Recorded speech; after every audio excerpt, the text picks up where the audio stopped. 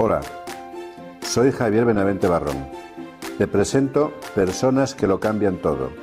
La vida más íntima de personas que nos inspiran por su poder y su bondad para mejorar el mundo. Comenzamos. Muy buenas. Hoy tenemos el privilegio de estar en este nuevo capítulo del podcast Personas que lo cambian todo.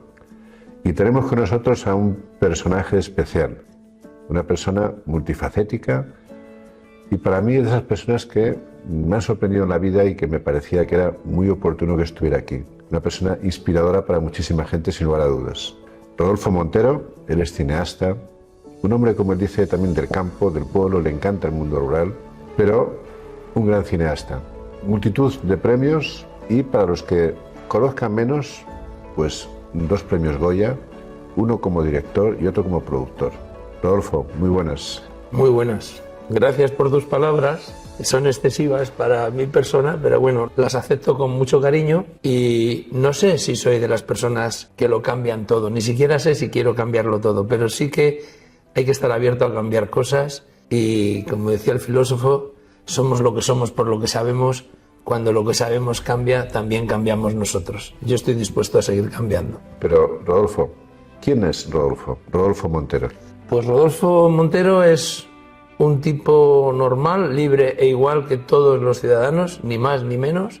Siempre me enseñaron bajo esa pauta de libertad, de respeto y de cariño, y en todas las facetas, en lo que hago, en lo que sueño, que muchas veces no es que lo confunda, sino que trato de que vaya junto, ¿no? Porque hay sueños que se realizan, otros que no, pero forman parte de vivencias, ¿no? Y esas vivencias son las que te enseñan y en esas hemos estado siempre. Yo siempre digo que ya por edad lo que soy es un aprendiz veterano, ¿no? Pero sigo siendo un aprendiz de muchas cosas, aunque en el camino vayas aprendiendo muchas cosas.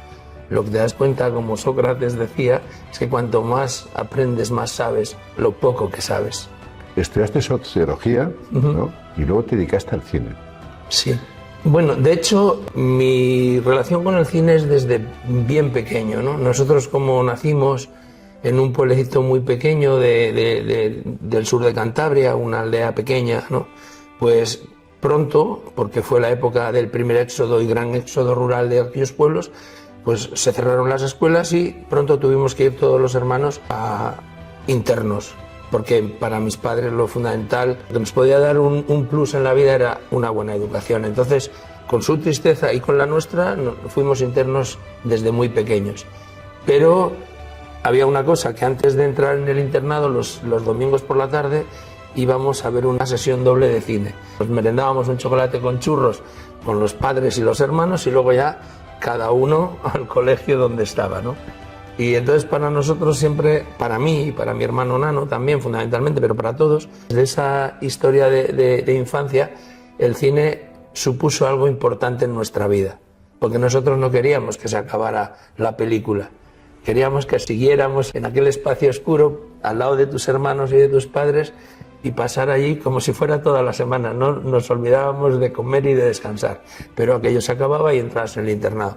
Entonces, cuando tuve una sensación ya de qué era aquello y ya leí en ciertas cosas que era un negocio importante en algunos países del mundo como Estados Unidos y tal, pues empecé a pensar que por qué no dedicarme a esa historia, ¿no? Y tuve la suerte de tener una madre muy generosa y muy cómplice con los sueños, no solo míos, sino de todos los hermanos, y eso me dio alas para decir, ¿por qué no? ¿Y fue tu madre la que te influyó?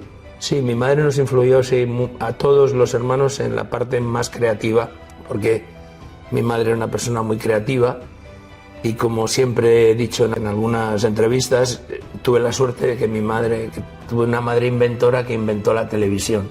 Y alguna vez me han mirado así como diciendo, bueno, ¿y esto? Pues es que inventó la televisión porque fundamentalmente la televisión que había traído mi padre, comprada en Santander o en Bilbao, no funcionaba, porque ahí en aquel valle entre montañas y con aquellos inviernos tan en la boca del lobo no funcionaba. Y entonces mi madre, con una caja de cartón donde seguramente habría venido un lavavajillas o algo así, pues inventó su propia televisión donde recortó por delante, lo ponía entre dos sillas y allí nos metíamos. El que le gustaba el fútbol hablaba de fútbol, a mi hermana, la que vive en San Francisco, que le gustaba la moda, pues pasaba por allí las señoritas Pepis, a mí que me gustaba la literatura, pues declamaba poemas. Así inventó la televisión. Y a través de esa caja es donde tú visualizaste que querías ser A través de, sí, director de cine, a través de esa caja, pensé una cosa que me ha llevado toda la vida, la reflexión, ¿no? Que es que estamos hechos por y para los sueños. Y esa es una caja de sueños. Tiene su trampa, pero yo no estoy en la trampa, yo estoy en el otro lado. Quiero decir, cuando digo tiene su trampa, digo que el entretenimiento está muy bien, pero la casquería me puede. No me gusta como es la televisión actual, ¿no? Porque se sabe desde hace mucho que vende más lo malo que lo bueno, pero yo me niego a pensar solo mercantilísticamente en eso, ¿no? Yo prefiero contar, pues eso, las historias que ayudan a la gente a salir de sus oscuridades, las historias que son luminosas, las historias que, bueno, que son agradecidas y son sensibles con las personas. Bueno, y por eso estamos aquí, porque lo que estás haciendo es, a través del cine, a través de la pantalla, influir en el cambio de nuestra sociedad y de la transformación y de apoyo a muchísimas personas, porque todas las películas que estás haciendo, documentales, van siempre en la misma línea. ¿Cómo podemos ayudar a transformar este mundo? Yo creo fundamentalmente en eso, ¿no? Yo creo que si tenemos, no diría una obligación, pero si tenemos un sueño, ese sueño tiene que ser eso, ¿no? Facilitar, posibilitar, dar luz y sobre todo, no todo el mundo tiene la misma fuerza, o sea, no está hecho de la misma pasta, pero si puedes inspirar y esa inspiración transforma, aunque sean pocos los individuos, ya has hecho mucho. Y con tus años llegaste ahí a hacer cine. ¿Y cómo fueron tus inicios? ¿Cuáles fueron los primeros pasos que te llevaron a hacer cine? Mis inicios, gracias a los dioses cada mañana, porque he tenido la suerte de encontrarme con gente fabulosa. Y seguramente también con gente fabulosamente, o sea, fastidiosamente complicada, pero me acuerdo hasta de ellos, hasta en lo que me enseñaron, pero fundamentalmente me acuerdo de los que fueron generosos. Y fundamentalmente desde el inicio, un tipo con muchas ganas, pero sin una preparación lógica por la edad y tal, pero las ganas mueven montañas. Cuando alguien lo tiene claro, se aparta la gente, ¿no? Y yo era de los que lo tenía claro. Y entré, conocí a Mario Camus, y ese era de esas personas en aquel momento, un gran director que venía de ganar una Palma de Oro con Los Santos Inocentes en Francia y tal, pero que tuvo esos 5 minutos que yo necesitaba para poder entrar, romper ese techo de cristal que era la entrada en un plato de cine. Porque trabajaste con los mejores. Sí, he tenido luego la suerte de trabajar con los mejores. ¿Y por qué? ¿Qué hiciste para merecerte trabajar con los mejores? Pues ser muy trabajador. No, yo creo que ser trabajador, ser honesto y ser humilde. Yo siempre me he considerado un tío seguro en mi actitud, en mi toma de decisiones, pero desde la humildad. Y he tenido la suerte, de verdad, y luego he tenido esa suerte también de que esa gente, de esos que, bueno, son los mejores, pero sobre todo son las mejores personas, porque las he tratado desde lo personal, ¿no? Como puede ser eso, Mario Camus, Aranda, Pedro Olea, Pedro Almodóvar, gente normal, corazones humanos, como todos. Pero algo tendrá que ver eso con haber nacido en un pueblo, ¿verdad? Salir a la ciudad. Ahora volver, incluso has creado fundación, que es la Fundación Agrocultura, para promover cultura, el cine y todo en el mundo rural. Y sigues yendo allí a tu pueblo y estando con tus vecinos. Algo tiene que ver con todo esto, ¿no? Eres un personaje un poco distinto, ¿no? No eres de los que salen del pueblo, se van y ya se hacen famosos y ya no vuelven. Tú has ganado todo tipo de premios en el mundo del cine y vuelves a tu pueblo. Hombre, yo creo que esa ambivalencia no hay que perderla, ¿no? En ese sentido también me educaron así, ¿no? Pero hay una frase creo que es el Deuteronomio, que lo explica muy bien, ¿no? Que dice, si me olvidare de ti, Jerusalén, que me faltare la diestra. O sea, si yo me olvido del territorio de mi infancia, de lo que fueron los valores que me inculcaron, me faltaría el respeto a mí mismo y se lo faltaría a toda la gente que parte de su vida la dedicó a pulir lo que yo quería ser, ¿no? Pero luego saliste fuera. Sí, hay que salir, sí. Pero siempre desde la raíz. Yo siempre digo que esto es como cuando tú clavas lo llaman en la tierra nuestra un picacho, y no sabes la cuerda que tienes, pero sabes dónde tienes el núcleo, sabes dónde está el nexo. Y ese nexo, cuando te estás perdido, es solo tirar de la cuerda y vuelves a él. Yo nunca me he ido del todo, porque siempre he sentido que en ese núcleo estaban los fundamentos, no sé, o los valores que me gusta tener y que disfruto con ellos, claro, aparte de los afectos. Tu cine, por un lado, es un cine social, es un cine de influencia a nivel de transformación, pero a la vez quieres unirlo con tu tierra y con el pueblo, y cómo el mundo rural puede ser, el cine puede ser un elemento transformador del mundo rural. Sí, yo pienso que sí, yo pienso que, a ver, primero, uno de los objetivos que siempre he tenido, porque he tenido que lidiar con él, es la poca conciencia que tiene el mundo urbano, o el mundo, digamos, más del progreso, con lo que es el medio rural, con lo que es la filosofía agrícola campesina, ¿no? Para mí, y lo digo sin temor a equivocarme, la filosofía agraria del mundo está al máximo nivel como pudieran estar las grandes religiones. O sea, aquí siempre dicen, venimos, ¿no?, de la tradición judeocristiana y campesina, porque el campesinado fue el desarrollo fundamental de los pueblos originarios. Y entonces lo que pasa es que luego se ha desprestigiado o ha interesado al progreso olvidarlo. Pero para mí es maravilloso y es muy motivador el sentir que hubo antes que nosotros, nuestros ancestros, que se dedicaron a que las semillas, a que los animales, a domesticar, ¿no? A domesticar, no a dominar. Entonces, por eso estamos aquí. O sea, fundamentalmente, para mí, el valor de la filosofía campesina está sobre todo en su objetivo, que es dar de comer a tu clan. ¿Algo más maravilloso que eso? Desde luego. Entonces yo quiero recuperar toda esa cultura, que no es una cultura de grandes manifestaciones arquitectónicas, porque normalmente los aperos eran aperos de madera y tal, pero es esa cultura que nos ha traído hasta aquí, que es la cultura de los alimentos, es la cultura del cuidado y es la cultura de la domesticación, pero no la dominación. ¿De qué va el proyecto Agrocultura? El proyecto de Agro y Cultura Televisión tiene varias patas, ¿no? Agro y Cultura Televisión. Agro y Cultura Televisión es la pata, digamos, audiovisual.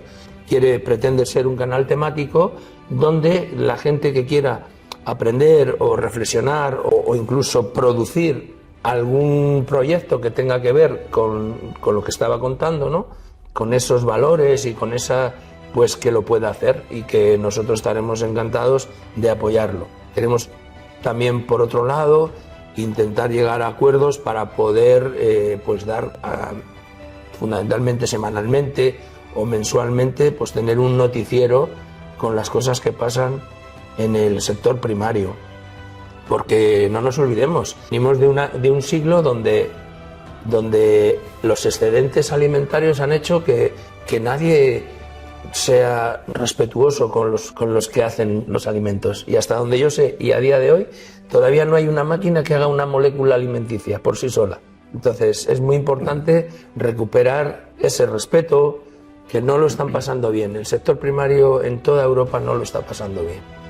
¿Qué le falta al sector primario? En España fundamentalmente le falta que haya un conocimiento ciudadano de lo que realmente hacen y a lo que sirven los agricultores y los ganaderos. Y ese conocimiento dará luego el reconocimiento que merezcan, por un lado.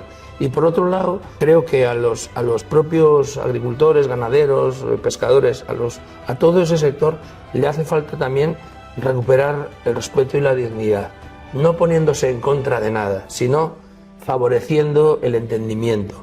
Porque hay veces que cuando los mundos, y siempre hay intereses, en vez de ser complementarios, se hacen descaradamente contrarios. Hay que recuperar esa complementariedad.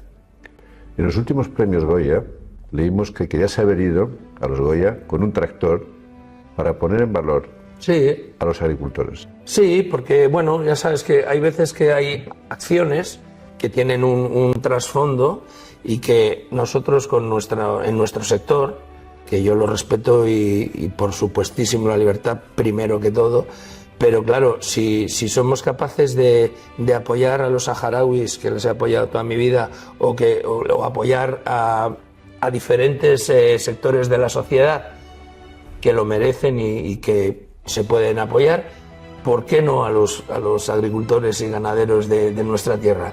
Pues en el fondo por ignorancia. Y luego hay un miedo a que el campo, sus manifestaciones, sea retrógrado. Y eso es una falacia. El campo es justo. Y efectivamente, si tú te has olvidado del campo, pues el campo te tomará otras determinaciones intelectuales e ideológicas. Pero no porque sea así, sino porque necesita sobrevivir y sobreponerse. Bueno, estás justificando porque estás en este podcast de personas que lo cambian todo. No lo sé. Esa responsabilidad. Y también, volviendo al cine, las películas que estás haciendo son todas, o casi todas, de impacto. ¿Por qué te has centrado en el cine de impacto, de transformación? ¿Qué es lo que te ha invitado a ello? Siempre lo he tenido, ¿no? También mi maestro Mario Camus decía eso, que nosotros, los cineastas, tenemos una responsabilidad. No es la misma que un cirujano que opera a corazón abierto, pero sí es la responsabilidad de qué damos a nuestra sociedad a consumir y a pensar. O sea, yo siempre he creído que es fundamental en toda sociedad que se precie y que quiera desarrollarse por sí misma y mejorar el espíritu crítico. Entonces, para eso hay que hacer productos que toquen el corazón, que sean verdaderos, que tengan un trasfondo, unos testimonios, unas acciones que sean sinceras. Yo no estoy en contra, en absoluto, de la ficción ni de los programas de entretenimiento. Pero llega un momento en que si todo se hace entretenimiento, al final se rompe el cordón umbilical de la sociedad, de los individuos, con lo que hay que reflexionar, con lo que de verdad importa. Y esto está pasando en nuestras sociedades. ¿Quién habla de lo que de verdad importa? ¿Quién habla de la soledad? ¿Quién habla de las diferencias tan enormes que se producen en nuestra sociedad a nivel cultural, a nivel intelectual? ¿Quién habla? Una minoría que tenemos que mantenernos fuertes para que esa minoría se amplíe hasta donde toque, pero que esa minoría exista y sobre todo sea vigorosa. Este verano has presentado Javier en la montaña. Cuéntanos un poquito. ¿Por qué esta película? ¿O este documental? Sí, esta película documental, Javier en la montaña, es la historia de una superación de un individuo con relación a una enfermedad como es la parálisis cerebral. Entonces, para mí fue un honor, ¿no? Poder disfrutar, porque cada vez que uno hace algo, en mi caso, ¿no?, tiene que tener las antenas abiertas a aprender. Por eso me encanta mi trabajo como el primer día, ¿no? Porque aprendes del protagonista, aprendes del joven que es la primera vez con el que trabajas, pero que viene con un espíritu. O sea, entonces, en el caso de Javier y la montaña, un tipo con parálisis cerebral que consigue. El objetivo era subir al campo de base del Everest y lo consiguió. Pero podía no haberlo conseguido, pero el objetivo estaba ya en la decisión él de hacerlo. ¿Y por qué lo hacía? Para dar visibilidad a todo un colectivo de más de 30.000 personas en España con parálisis cerebral. Entonces, eso es maravilloso, que nosotros podamos apoyar un proyecto de esas características y que nos inunde cariño a los demás y aprendizaje de esa enfermedad y otras muchas, ¿no? Y siempre en positivo, siempre desde la esperanza y desde la bonomía. Esos son todos los matices importantes en tu cine y en tu documental, sí, que siempre está en positivo. Fundamental. Buscando un mensaje transformador y que siempre hay salida. Fundamental. Esto sí que lo puedo decir que fue también una de las grandes enseñanzas desde niño en el ámbito más cercano, más íntimo, más familiar. Es siempre hay una rendija por donde entra la luz. Siempre hay que ir hacia eso. O sea, de verdad, siempre hay que levantarse, por mal que estés. Y yo recuerdo a mi madre eso, ¿no? Cuando te levantaba para ir al colegio, o sea, ir interno y pasarte allí 15 o 30 días sin volver a casa, ella siempre tenía esas palabras no te preocupes que en cuanto llegues ya está, cuando te quieras dar cuenta ya estás volviendo. Y toma un libro de poemas para que cuando ya no puedas más, léete unos poemas y recuerda a tu madre. Son cosas que yo creo mucho en eso, fundamentalmente. Sin esperanza no hay futuro. Nosotros hemos tenido el privilegio de que en la Fundación Vivo Fácil pudimos hacer el documental contigo como director, La Sociedad de la Soledad. Un documental impresionante en este momento. Muy importante. Y que además, en cuanto te lo pedimos, dijiste sí, quiero hacerlo. Cuéntanos un poquito de este documental. Pues para mí también ha sido otro aprendizaje, aparte de conoceros a todos vosotros y admirar vuestra capacidad de trabajo, vuestra capacidad de cambiar las cosas y sobre todo el agradecimiento personal a dejar hacer desde la libertad creativa y desde la sensibilidad, ¿no? O sea, para mí ha sido un aprendizaje enorme porque además hemos tocado diferentes personas, no personajes, con sus modos de soledad y con sus fórmulas, unas más acertadas que otras, de cómo salir de eso, ¿no? Entonces, para mí es un proyecto absolutamente de testimonios sinceros. O sea, la sinceridad, si a mí me preguntan qué es lo que tiene sobre todas las cosas el documental, pues yo creo que tiene una sinceridad y una autenticidad que es fundamental para los tiempos actuales. O sea, no se le pueden poner nombres y apellidos a la soledad.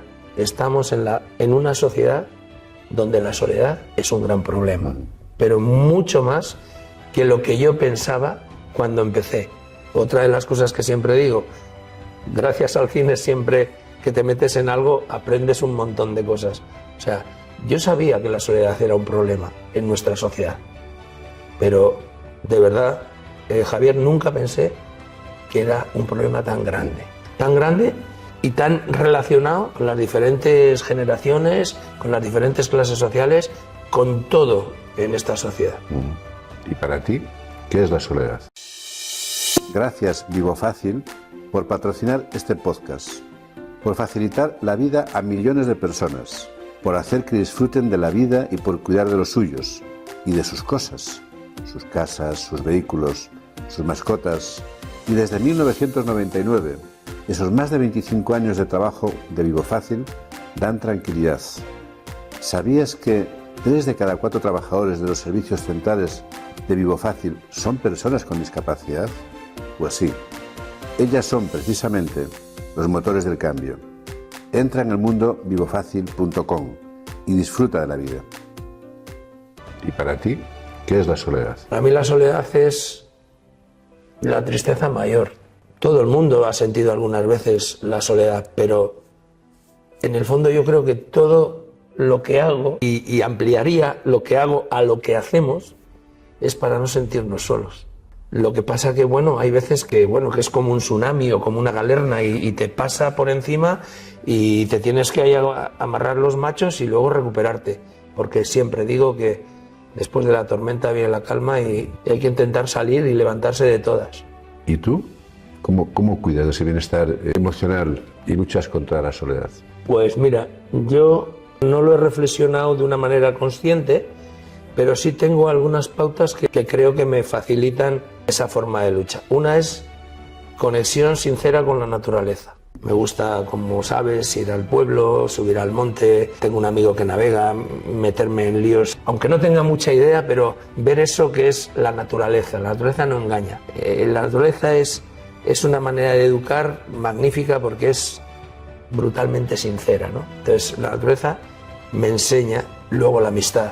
Yo también tenía una abuela que decía que lo que no se cuida no se tiene, ni unos zapatos, que el día que te les vas a poner, como no les has cuidado, están rotos. Cuando más la amistad. Yo soy de las personas, y me gusta hacerlo, y lo hago con una cierta facilidad, me gusta cuidar a los que quiero y creo que me quieren. ¿Y cómo lo haces? Pues sacando tiempo, echando una mano, escuchando, para lo bueno, o sea, ser bastante recíproco en lo sincero, ¿no? O sea, también es una cosa que aprendí, ¿no? Que igual que uno está dispuesto a dar, también tiene que estar dispuesto a recibir. Y eso lo hago, pues eso, de una manera me sale. me sale. Y habría una tercera cosa, igual más personal, no tampoco, pero bueno, que es conectarme con lo que yo considero que es la deidad. O sea, a mí me gusta dar gracias cada día. Soy creyente de una manera personal. Me gusta pues sentir que no somos nada, que somos una cosa mínima en el cosmos, pero que esa cosa mínima forma parte también de algo extraordinariamente amplio como puede ser eso, la deidad o la espiritualidad. ¿Y crees que has encontrado ya así el propósito de tu vida? Yo creo que sí, pero como decía la canción, sigue buscando a Moby Dick, ¿no? Hay que seguir buscando, porque todo es mejorable. Pero sí, me considero, y por eso también doy gracias de verdad cada día y de corazón, me considero un hombre con suerte, ¿no? O sea, como decía el proverbio de los faraones, ¿no? Tira un hombre con suerte en mitad del Nilo y aparecerá con un pez en la boca. Pues yo doy gracias porque no sé si con el pez en la boca, pero salir a flote salimos. ¿Qué planes tienes en Paramount Pictures? Pues los planes es seguir haciendo lo que nos gusta, disfrutar de cada movimiento con la pasión de siempre. En lo personal, pues eso, mantener el cuidado y el aprendizaje con la gente más cercana, como son los hijos, como son la gente que en algún momento de corazón te pregunta algo y yo que sé lo justo, pues por lo menos le das una clave, pero fundamentalmente sin imponer y tal. Y luego que dentro de lo que es la productora tenemos algunos proyectos con los que vamos a seguir, por un lado de corte social, por otro de corte más de películas y de ficción, y también seguir desarrollando proyectos para agricultura televisión. Tenemos un proyecto que es muy atractivo que se llama La Tierra al Plato, que estamos en conversaciones con unos franceses, que es posible que lleguemos a un entente de coproducción, porque los franceses lo entienden mejor que aquí. De La Tierra al Plato sería un proyecto donde se cuenta la historia, o sea, el viaje de los alimentos, donde los alimentos son como las estrellas, no los cocineros, o sea, son los alimentos y los que cuidan los alimentos, que son los agricultores, los ganaderos, los pescadores, los pastores, etc. Y luego, siguiendo con ese juego, tenemos otro proyecto que se llama Del Plató a la Tierra, que sería la historia de un tipo que vuelve después de 30 y tantos años y se vuelve a subir al tractor y dice, esto hay que cambiarlo, y ese soy yo. ¿Y qué crees que le falta a la industria del cine documental para poder ayudar más a la transformación social? Bueno, pues te digo lo que te decía antes al principio, lo que le falta es educación. Para hacer una reflexión que nos entienda todo el mundo. Si tú haces un documental hermoso, que les hay, y les viene habiendo desde hace mucho, y le quieres ver, te cuesta verle. Y si quieres casquería, te la ponen a todas horas y en prime time. O sea, ¿por qué? Porque se ha perdido el vínculo con la educación, con la lógica de la crítica. Entonces, esto tenemos que ir cambiándolo poco a poco. Por eso digo que hay que resistir y hay que mantenerse y hay que evolucionar para que esto se vuelva. Por ejemplo, en la transición española éramos jóvenes, pero ya vimos como pues había programas como La Clave, como algunos otros, ¿no? que tenían, no diré yo que iban a hacer millones delante pero había una buena masa de gente que veía ese tipo de productos. Ahora también lo hay, pero tiene que ser muy poco a poco. ¿Por qué? Porque lo que digo yo, que esa sociedad ha perdido el carácter crítico. Entonces, tenemos que mantenerlo y yo creo que volverá, está volviendo, de hecho está volviendo. O sea, pero mi idea es sincera, saber que somos una minoría, pero es una minoría fundamental y de excelencia para la sociedad. Y no lo hago desde el clasismo, lo digo porque considero que este tipo de proyectos que tienen puntos sociales, puntos solidarios, puntos de reflexión sobre nuestra propia sociedad son necesarios. Y dices que es para una minoría, cineastas, porque entiendes que que no es rentable hacer... Yo digo que es más para una minoría de espectadores. De espectadores. Infelizmente. Ya. Y que cuando tú vas a ver una película, o sea, un documental, te cuesta encontrarlo. Y sin embargo, y encima, si lo encuentras, al final, o sea, tienes que pagar un peaje. O sea, es un poco el mundo al revés. Todo el mundo está hablando de que la educación, la cultura para todos, mentira. Lo que es para todos es la casquería. Es ese tipo de programas que yo no puedo con ellos, ¿no? Donde al niño le hacen llorar porque no ha hecho el huevo frito, al otro, o sea, todo el mundo... No, yo con eso lo respeto, pero no puedo, o puedo poco. Y a los jóvenes cineastas que quieren hacer cine o documental social, ¿qué consejos les darías? Pues que sean sinceros con sus proyectos. Hay una gente joven maravillosa, haciendo cosas extraordinarias. Lo que pasa que luego, claro, una cosa es producir, que es verdad que los tiempos han cambiado y la producción se ha democratizado y es más fácil producir, pero luego hay un cuello de botella. Y entonces es una pena porque hay proyectos muy interesantes que acaban en el océano de las grandes compañías, acaban diluidas y casi no lo ve nadie. Pero no, que no pierdan la esperanza, que ese es el camino. Que esto también son ciclos y que yo creo que se ha tocado ya el ciclo de lo fatuo, de lo que no te lleva a ningún sitio, y la gente busca un poco asideros más decorosos o más sensatos o más sensibles, ¿no?, a lo que pasa realmente en nuestra sociedad. ¿Pero es rentable? ¿Pueden vivir de ello? No es fácil, no es fácil. Esto es como todo, hay que hacer más cosas. Hay que hacer más cosas o tener ya una posición donde tú puedes elegir ciertos proyectos o formar parte de ciertos productos. Pero los inicios en nuestro sector nunca han sido fáciles, porque también es verdad que antes cuando yo empecé, había una clase media, productores independientes, etcétera, que ahora lo han fagocitado todo, los grandes proyectos, ¿no?, las grandes plataformas. Entonces, es muy difícil que una plataforma te deje libertad para trabajar, a no ser que seas un grandísimo cineasta y que tengas tu criterio ya muy posicionado, ¿no? Entonces, claro, al final es hacer cosas bajo sus paradigmas, ¿no?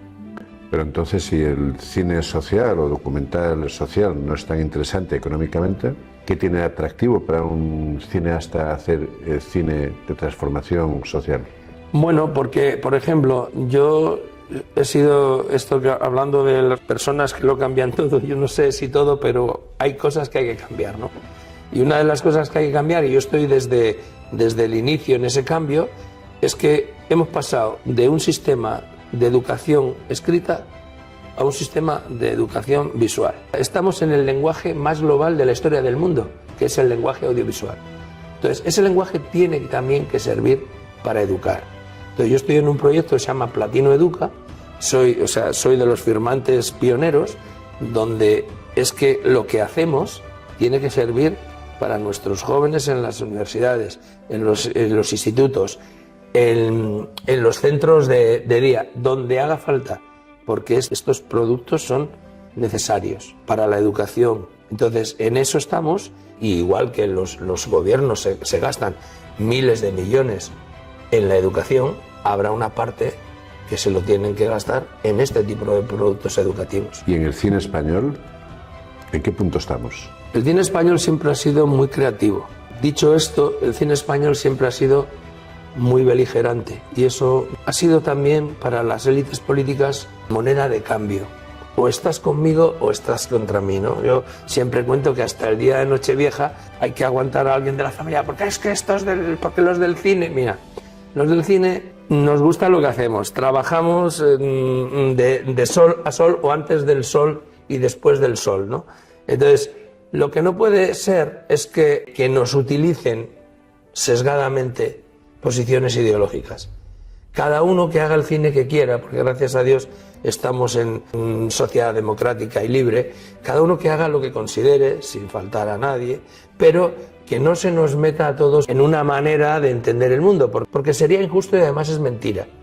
Yo, que produje un documental, para mí uno de los más potentes ideológicamente, que se llamaba El efecto Iguazú, con el que ganamos el primer Goya, que era sobre los trabajadores de Sintel que estuvieron en la Castellana durante 6 o 7 meses, se hicieron ahí como un campamento y tal. Producto magnífico, ¿no? Un proyecto que quedó maravilloso, que se enseña en las universidades, pero yo no me gusta que mi sector esté muy sesgado ideológicamente, porque no es bueno. Porque nosotros queremos que nos vean todos los que nos tienen que ver, que son nuestros ciudadanos. Habrá un director que te gusta más, otro que te gusta menos, pero ya está, como todo en la vida, ¿no? Como en la cocina. Hay cosas que te gustan más, o como al que le gusta la música clásica. Hay quien es más de Mozart y otro que es más de Haydn, ¿no? Entonces, eso por un lado. Y por otro lado, yo creo que la capacidad creadora de nuestra cultura es magnífica.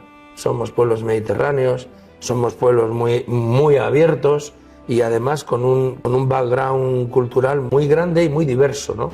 Entonces, eso cuando andas por el mundo se nota, y encima la gente con una cierta sensibilidad y una cierta preparación lo pone en tu haber, ¿no? Dice, joder, viene de un país o es de un país donde la cultura es rica por esos derivados de la historia, claro.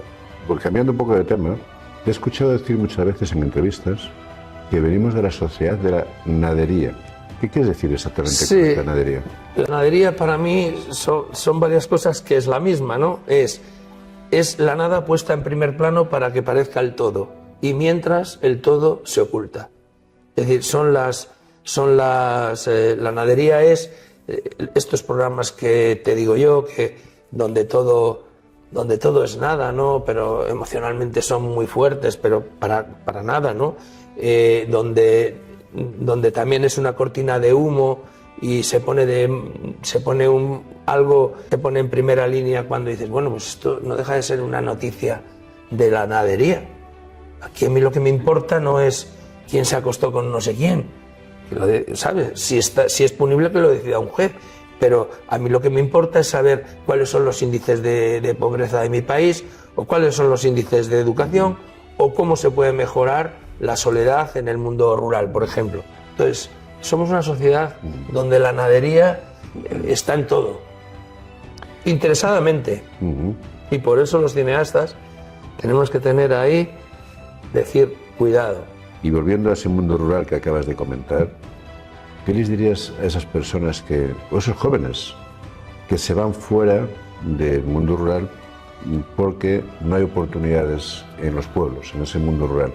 Ese mundo olvidado, poblado, diríamos más bien de servicios que no de personas. Por los que conozco y por la cercanía, se lo digo con la acción, ¿no? O sea, tenemos que ser hombres de ejecutar.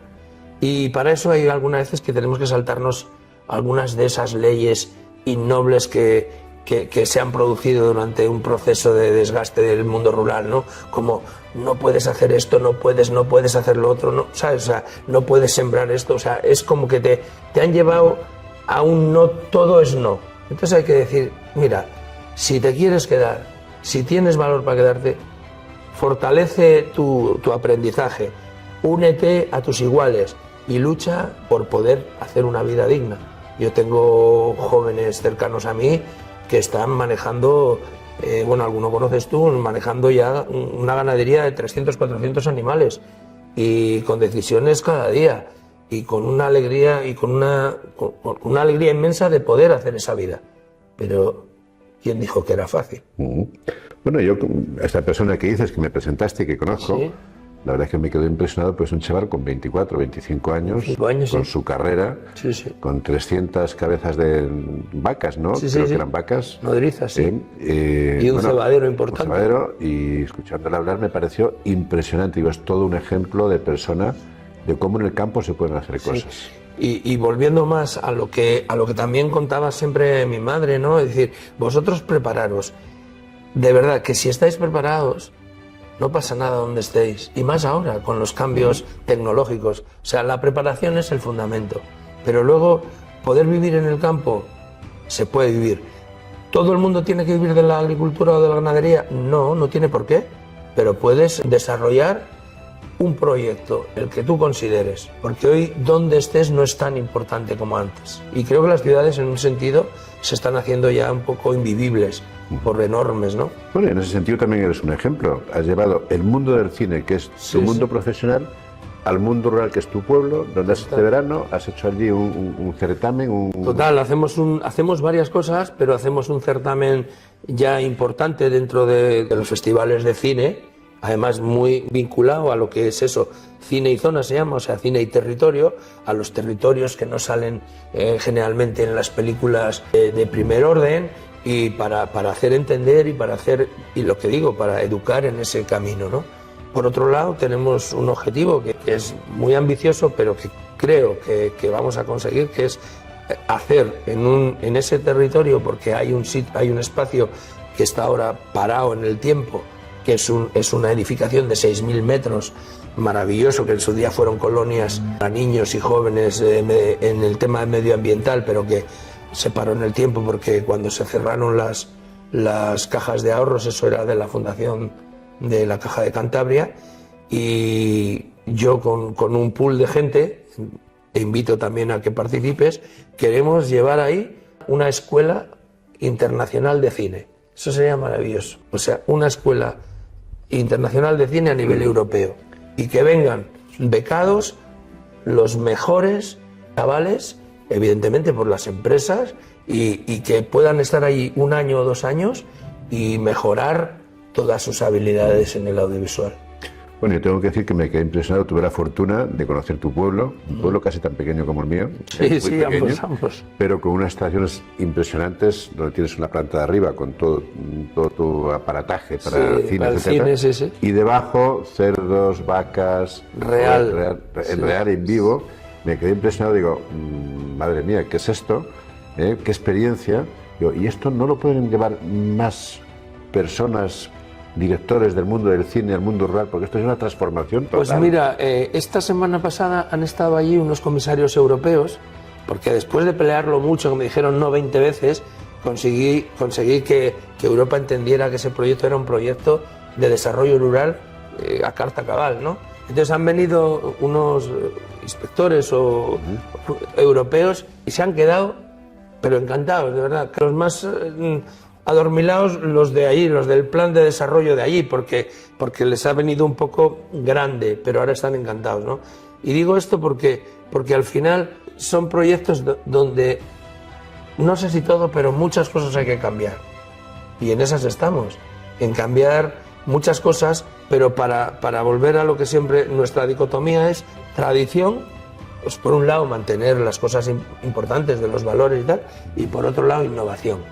O sea, ¿y qué innovación más grande? Pues eso, que debajo, encima de una granja real, o sea, real, que funciona, haya un plato de televisión donde si Dios quiere pronto empezaremos a dar noticias semanalmente sobre el mundo agrario a nivel nacional. Eso es un gran ejemplo de todo lo que se puede hacer en el mundo del campo, que solamente hace falta ganas, un poquito de imaginación, es decir, bueno, y que alguien apoye. Se apoyan tantas cosas por ahí inútiles, ¿verdad?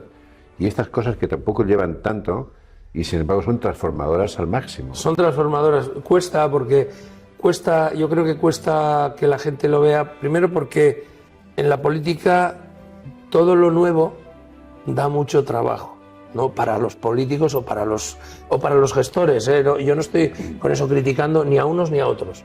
Pero cuando tú vas con algo novedoso, de momento lo que uno nota a lo largo de su vida es no, pues es que esto tendría que ser.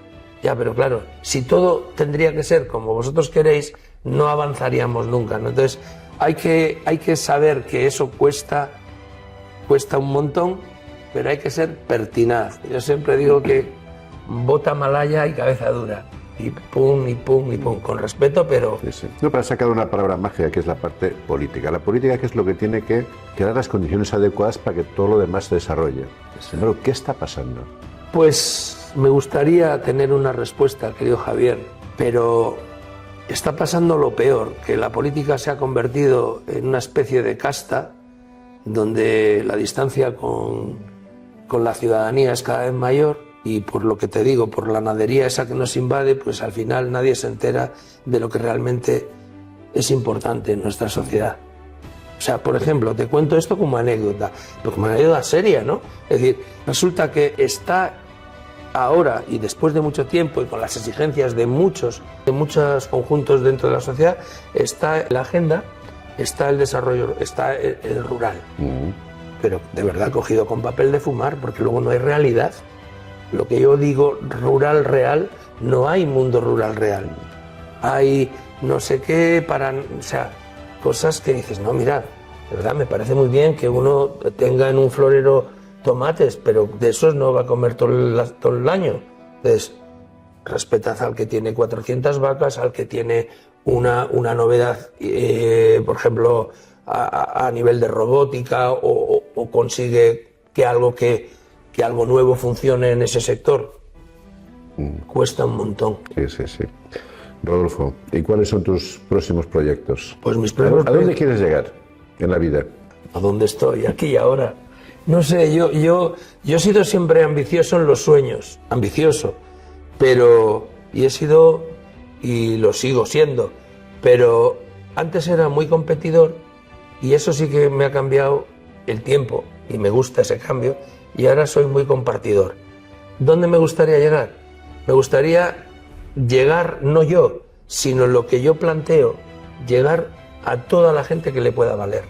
O sea, que los planteamientos que yo tengo sobre desarrollo rural, sobre cine, sobre libertad, sobre valores, que ojalá les puedan valer a través de mi cine y a través de mis proyectos a la mayor parte de la gente posible. Fundamentalmente porque yo creo en ellos, porque son buenos, porque son sensatos, porque no son beligerantes contra nadie. Y vamos a ir finalizando, solamente con algunas pequeñas preguntas así muy cortas. Vale. Pero para ti, ¿qué significa la palabra muerte? A mí la muerte de niño me daba mucho miedo. El camino de la vida te enseña a entenderla. Luego he visto la muerte de cerca y la he vivido con una con agradecimiento, porque todas las muertes cercanas han sido en el momento de la vida, cuando se acaba, no ha sido nada traumático. Pero sería sincero si no te dijera que me gusta tanto la vida que la muerte me asusta un poco, todavía. ¿Y la palabra amor? Amor es lo más. Amor es lo más, de una manera muy amplia, de una manera muy difícil, y muy difícil porque cuando se ama se tiende al egoísmo. Entonces, el amor ese mayúsculo, que también se puede dar en lo carnal sin egoísmo, pues es lo soñado. Cuando tienes una edad también te das cuenta que ese amor, pues joder, cuando es recíproco, pues ya estás tocando los clarines de la gloria. ¿Has tenido muchos amores en tu vida? Hemos tenido, sí, ha habido. Lo que sí que puedo decir es que he querido siempre de corazón. Algunas veces con torpezas, evidentemente somos humanos y tal, pero siempre de corazón. Y tengo y guardo un bonito recuerdo y buenos amigos y amigas del amor. Bueno, ya para terminar, si tuvieras que resumir en una frase tu legado, lo que quieras que recuerden de ti en el mundo del cine y la sociedad, ¿cuál sería? Pues que no dejes de buscar, ¿no? Yo soy muy desde niño del general cartaginés, Aníbal, por una frase que leí de pequeño, ¿no? Y esta es mi frase, ¿no? Encontraremos el camino y si no, lo crearemos. Muchas gracias, Rodolfo. Muchísimas gracias. Gracias, Todo un lujo haberte tenido. Gracias a ti. Muchas gracias. Muchas gracias. Esto es todo por hoy. Si te ha gustado, te invitamos a seguirnos, a compartirlo y a dejarnos tu valoración con 5 estrellas. Con tu apoyo podemos llegar a más personas que buscan inspiración para liderar el cambio, para transformar el mundo a mejor. Gracias por formar parte de este movimiento.